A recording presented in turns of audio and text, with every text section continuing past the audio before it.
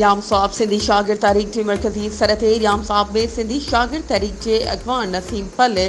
जमशेद मंगी, इमरान शेख, जुनेद मंगी, इरशाद शेख, सफर सोलंगी, माजिद मंगी ऐं ॿियनि कारकुननि जी अगवानी में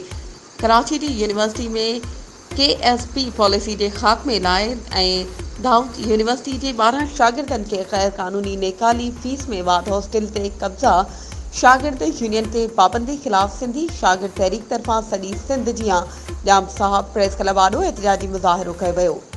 उन मौक़े ते अॻवाननि मीडिया सां ॻाल्हाईंदे चयो त असां चीफ जस्टिस ऑफ पाकिस्तान, निगरान वज़ीर आज़म सिंध जे वज़ीर आला खां मुतालबो था करियूं त कराची में रहंदड़ सिंधी शागिर्दनि सां अहिड़े रवैये जो नोटिस वठी ज़िम्मेवारनि ख़िलाफ़ कानूनी कार्रवाई कई वञे। वधीक ख़बरूं ऐं अपडेट्स जे लाइ असांजे चैनल खे सब्सक्राइब कयो ऐं हा, बेल आइकन खे प्रेस करणु न विसारिजो त जीअं असांजी हर नई अचण वारी वीडियो तव्हां ताईं पहुची